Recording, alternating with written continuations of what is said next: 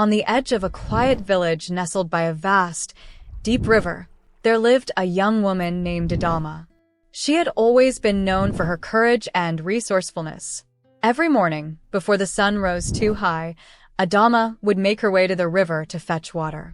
It was a long walk, but one she had done countless times. To her, the river was both a companion and a taskmaster. The villagers depended on the water it provided, and it was her job, as it had been for many before her, to gather it for her family and the community. On a particularly hot afternoon, with the sun blazing high in the sky, Adama set out with her empty clay pots, ready for the usual journey.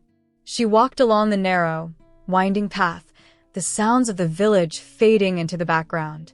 The river was a sacred place, its waters thought to be as old as the world itself. It had a rhythm, a life force, and Adama felt it in her bones. As she neared the water's edge, something peculiar caught her eye. Something gleaming. It was a figure, half submerged in the river, its shimmering scales catching the sunlight. At first, Adama thought it was a fish, but as she drew closer, she realized it was no ordinary creature. It was a woman, her long, flowing hair as dark as the river's depths, her skin smooth and pale as moonlight, her body covered in glistening scales. She was struggling, her tail thrashing in the water, as though trying to break free from something unseen. Adama's heart raced, her instincts telling her to turn back, but she couldn't look away. The mermaid's eyes met hers, wide and pleading.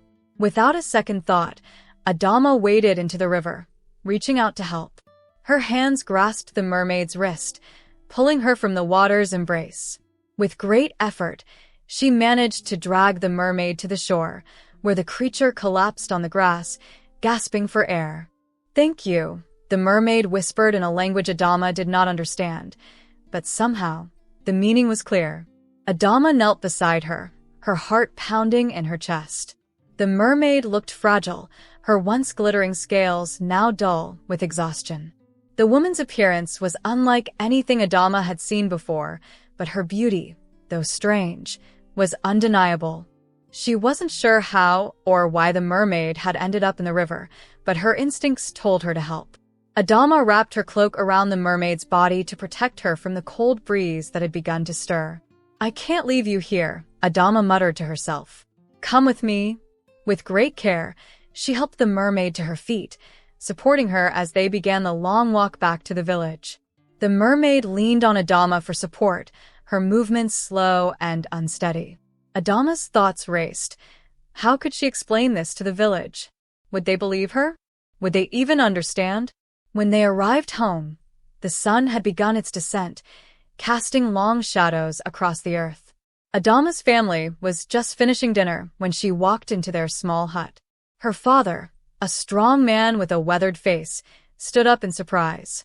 "Adama, you've returned so late," he said, his voice filled with concern. But his eyes widened when he saw the woman she was helping into the hut. The mermaid collapsed onto the mat, her tail curled beneath her. "Who is this child?" her father asked, his voice rising with a mix of confusion and disbelief. "I don't know. I found her by the river." "She was hurt," Adama stammered, unsure of how to explain the situation. She had never seen anything like it before. The mermaid's eyes fluttered open, and she looked around the room, her gaze settling on Adama's father. Her lips moved again, forming words in that strange, melodic language. Adama's father frowned, shaking his head. "What is she saying?" he asked. "I don't know. I can't understand her," Adama replied. Her father seemed to hesitate, clearly uncertain about what to do next. "You should have brought the village elders. This is not a good sign, Adama." "What if?" "I had to help her," Adama interrupted, her voice firm. "She was struggling in the water. I couldn't just leave her there." The mermaid's eyes glistened with gratitude, though she couldn't communicate with them in any meaningful way. Adama's father sighed, rubbing his temple as he turned away, deep in thought.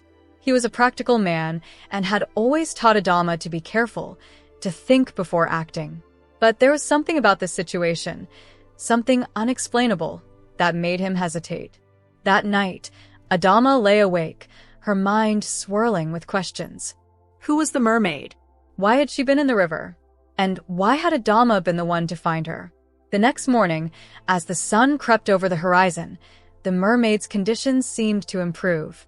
She was no longer as weak, though still fragile. Adama gave her some water and fruits, but the mermaid drank little, her gaze fixed on the river in the distance, as though calling for something. Where is she from? Adama's father asked again, as they sat together outside, watching the mermaid as she rested. You have to return her. Return hers? Adama asked, her voice rising in confusion. She was lost in the river. She doesn't belong to anyone. She was alone. The mermaid's tail flicked nervously, and she looked at Adama with pleading eyes. Adama could see the desperation in them now. She needed to get back to the water. But how could she let her go? We need to talk to the elders. They'll know what to do, her father said, his voice grave. They've spoken of the spirits of the river before, but never anything like this. Just as he said this, a low, rumbling sound echoed from the distance. The sound grew louder, and before Adama could make sense of it, a group of villagers arrived, their faces filled with concern. Among them were the village elders, their faces serious as they looked around. We've been searching everywhere for her, one of the elders, a tall man named Kofi, said, his voice tense.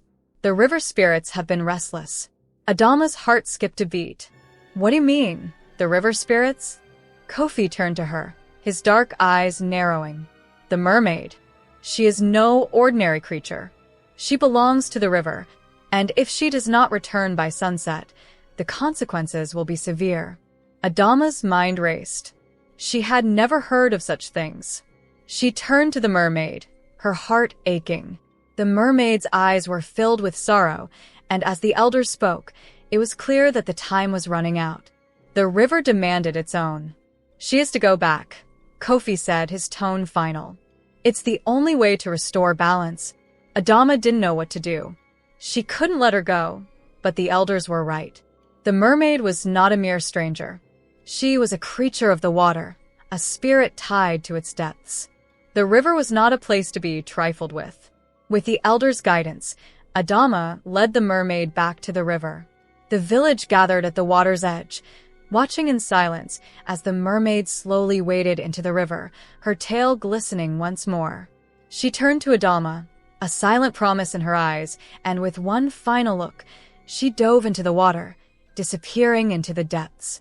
The villagers stood still, the air heavy with anticipation. But as the mermaid disappeared, the river seemed to calm, the restless waves settling into a peaceful rhythm. Adama stood there, feeling the weight of the moment. The mermaid was gone, but she had left an imprint on her soul that would never fade. The elders spoke of how the mermaid would be forever a part of the river's cycle, her spirit watching over the village, ensuring the water would never run dry. And though Adama never saw her again, she could always feel the mermaid's presence whenever she walked to the river's edge. The village continued to thrive, but the memory of the day the mermaid came and the day she returned to the water would live on forever.